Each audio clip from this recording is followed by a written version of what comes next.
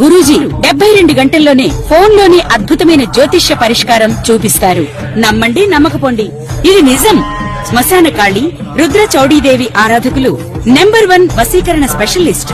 గురూజీ మనిషి పుట్టుక నుండి చనిపోయే వరకు వచ్చే అన్ని క్లిష్టమైన సమస్యలకు పరిష్కారం ఇక్కడ లభిస్తుంది. విద్య, ఉద్యోగం, వ్యవహారం, స్త్రీ ప్రేమ, పెళ్లి, సంతానం, స్త్రీ పురుష వశీకరణం, భూవశం, భార్యాభర్తల కలహాలు, కోర్టు సమస్యలు, విడాకుల సమస్యలు, చేతబడి, అప్పుల బాధ, ఇంకా మీకు ఎలాంటి సమస్యలు ఉన్నా 72 గంటల్లోనే శాశ్వత పరిష్కారం చేయబడును. ప్రేక్షకులకు నమస్కారం. చూస్తున్నటువంటి ప్రేక్షకులకు స్వాగతం. మనకు విశ్వావసునామ సంవత్సరంలో రాహువు కేతువు 2 గ్రహాలు కూడా ఈ మే 18వ తేదీ నుండి గ్రహ సంచారం అనేది జరుగుతూ ఉంది. ఒక్కొక్క రాశిలో రాహువు కేతువుల యొక్క సంచారం జరిగినప్పుడు మరి ఏ విధంగా ఉంటుంది, ఎటువంటి శ్రద్ధ తీసుకోవాలనే విషయాన్ని మనం ఇప్పుడు చూద్దాం. జపా కుసుమ సంకాశం కాశ్యపేయం మహాద్యుతిం తమోరిం సర్వ పాపఘ్నం ప్రణతోస్మి దివాకరం. చూస్తున్నటువంటి ప్రేక్షకులు, ఈ విశ్వావసునామ సంవత్సరంలో వృషభ రాశి జాతకులకు రాబోతున్నటువంటి 18వ తేదీ నుండి రాహుకేతుల యొక్క సంచారం ఏ విధంగా ఉండబోతూ ఉంది, వారు ఎటువంటి జాగ్రత్తలు తీసుకోవాలి, మరి రాహుకేతువుల యొక్క లక్షణాలు ఏమిటనే విషయాలను మనం తెలుసుకుందాం. వృషభ రాశి జాతకులకు రాహు 18వ తేదీ నుండి 10వ స్థానంలో, కేతువు 4వ స్థానంలో సంచరిస్తూ ఉంటాడు. మరి ఈ రాహుకేతువుల యొక్క సంచారం అనేది తెలుసుకున్నప్పుడు మిశ్రమ ఫలితాలు రాహువుతో లభిస్తూ ఉన్నాయి. కొన్నిసార్లు శుభ ఫలితాలు వస్తూ ఉంటాయి, కొన్నిసార్లు అశుభ ఫలితాలు కూడా వస్తూ ఉన్నాయి. తర్వాత ముఖ్యంగా మరి జీవితం ప్రశాంతంగా సాగుతున్నా కూడా ఈ వృషభ రాశి వారికి కొంత ఆస్తి నష్టం జరిగే అవకాశం రాహుగ్రహం వలన కలబడుతూ ఉంది. తర్వాత ముఖ్యంగా ప్రభుత్వ మద్దతు అనేది ఎవరైతే ఉద్యోగస్తులు ఉన్నారో వారికి తగ్గే అవకాశాలు ఉన్నాయి. అదేవిధంగా అనవసరమైనటువంటి బదిలీలు వీరికి జరుగుతూ ఉంటాయి. దుష్టశక్తుల యొక్క ప్రభావం అనేది పెరుగుతూ ఉంటుంది. మాదక ద్రవ్యాలు యువతీ యువకులు ఉపయోగిస్తూ ఉంటారు. తర్వాత ముఖ్యంగా తల్లిదండ్రుల యొక్క ఆరోగ్య పరిస్థితి చాలా విషమంగా ఉంటూ ఉంటుంది. తర్వాత కుటుంబంలో కొన్ని చిన్న చిన్న మాటలకు కలహాలు వచ్చే అవకాశం కూడా కనబడుతూ ఉంది. తర్వాత ఆరోగ్యపరంగా చూసినప్పుడు తిండి, నిద్ర ఇవి 2 కూడా తగ్గిపోతూ ఉంటాయి. అదేవిధంగా మానసిక ప్రశాంతత అనేది కొంత దెబ్బతినే అవకాశాలు ఉన్నాయి. మరి కొన్ని నిర్ణయాలు తీసుకోవడంలో కష్టమవుతూ ఉంటుంది. జ్ఞాపక శక్తి కూడా, మెమొరీ పవర్ కూడా తగ్గే అవకాశం కనబడుతూ ఉంది. మరి ఇటువంటి చెడు ఫలితాలు రాహుగ్రహం ఇస్తున్న సమయంలో రాహువుకు సంబంధించినటువంటి ధ్యాన శ్లోకాలు చదువుకోవడం, రాహువుకు సంబంధించినటువంటి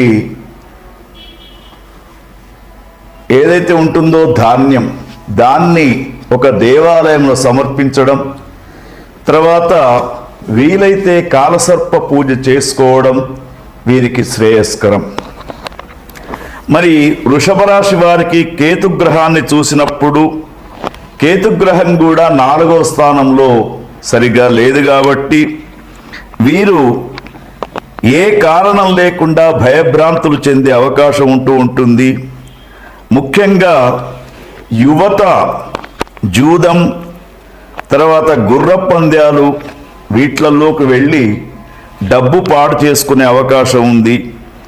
భూమి, ఇల్లు కోల్పోయే పరిస్థితి కూడా కనబడుతూ ఉంది.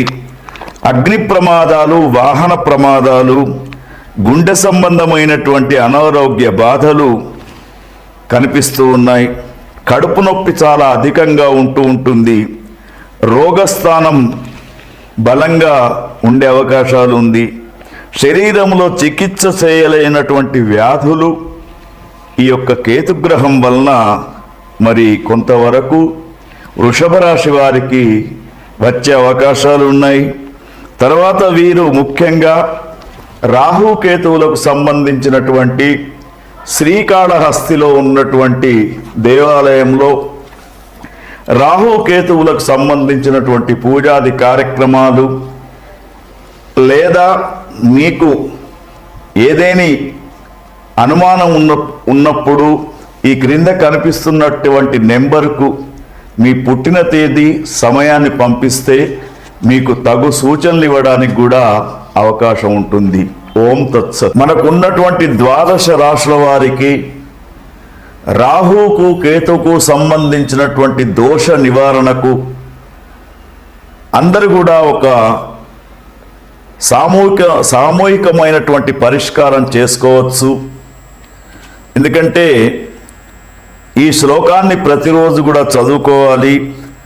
ఉగ్రం వీరం మహావిష్ణుం జ్వలంతం సర్వతోముఖం నృసింహం భీషణం భద్రం మృత్యోర్మృత్యుం నమామ్యహం అనే శ్లోకాన్ని అందరూ కూడా చదువుకోవడంతో పాటు ఈ 22వ తేదీన వస్తున్నటువంటి వైశాఖ బహుళ దశమి హనుమత్ జయంతి వస్తూ ఉంది. ఎవరికైతే రాహుకేతు గ్రహాలు చక్కగా లేవో, 12 రాశులలో ఒకరికి రాహు బాగా ఉంటే ఒకరికి కేతువు బాగా లేడు. కాబట్టి 12 రాశులకు సంబంధించినటువంటి అందరూ కూడా 22వ తేదీ తప్పకుండా ఆంజనేయ స్వామి వారి యొక్క పూజాది కార్యక్రమాలు, ఆకు పూజ కావచ్చు, లేదా చందనము పూయడం కావచ్చు, వడల పేర్లు వేయడం కావచ్చు, లేదా 5 అరటిపండ్లు నైవేద్యం సమర్పించడం తప్పకుండా చేయాలి. తర్వాత ప్రస్తుతం ఉన్నటువంటి మన దేశ పరిస్థితుల దృష్ట్యా కూడా రాహు కేతువులతోటే కాలసర్ప దోషం ఏర్పడి మనకు భయంకరమైనటువంటి పరిస్థితులు వస్తూ ఉన్నాయి. కాబట్టి ఇంకొక సులభమైనటువంటి మార్గం ఏమిటంటే, మనకు ఈ 14వ తేదీ రాత్రి 10:32 వృషభ రాశి నుండి గురుగ్రహం మిథున రాశిలోకి ప్రవేశిస్తున్నటువంటి సమయంలో సరస్వతి నదికి పుష్కరాలు వస్తూ ఉన్నాయి. మరి సరస్వతి నది మనకు ఎక్కడో లేదు, త్రివేణి సంగమం అయినటువంటి ప్రయాగలో కుంభమేళ జరిగిన దిక్కుంది. మరి మనకు కాళేశ్వర క్షేత్రములో సరస్వతి నది అంతర్వాహినిగా ప్రవహిస్తున్నది. కాబట్టి 15వ తేదీ ప్రారంభమైనటువంటి యొక్క పుష్కరాలు 26వ తేదీ దాకా ఉంటూ ఉంటాయి. ప్రతి ఒక్కరు కూడా పుష్కర స్నానం చేయండి. తర్వాత అక్కడ ఉన్నటువంటి కాళేశ్వర ముక్తేశ్వర స్వామి వారి యొక్క దర్శనం చేసుకోండి. తల్లిదండ్రులు లేనటువంటి వారు పితృతర్పణాలు, శ్రాద్ధాది కార్యక్రమాలు కూడా చేసుకుంటే ఈ రాహుకేతువుల యొక్క పరిష్కారం అనేది జరుగుతూ ఉంటుంది. రాహుకేతువులు ముఖ్యంగా రాహుకేతువులు ఏమిటంటే ఛాయాగ్రహాలుగా చెప్పినా కూడా గ్రహణం ఏ విధంగా అయితే పీడిస్తూ ఉంటుందో వీళ్ళు ఆ విధంగా పీడిస్తూ ఉంటారు. కాబట్టి మరి తప్పకుండా ఇప్పుడు నేను చెప్పినటువంటి 2 పరిష్కారాలు మరి ఏదైతే ఉందో సరస్వతి పుష్కర స్నానం లేదా ఆంజనేయ స్వామి వారి యొక్క ఆరాధన తప్పకుండా మీరు చేసుకుంటే రాహుకేతువులు చాలా అనుకూలంగా ఉంటారు. ఈ విశ్వావసునామ సంవత్సరం మీరందరూ కూడా క్షేమంగా ఉండాలని కోరుకుంటూ ఓం తత్సత్.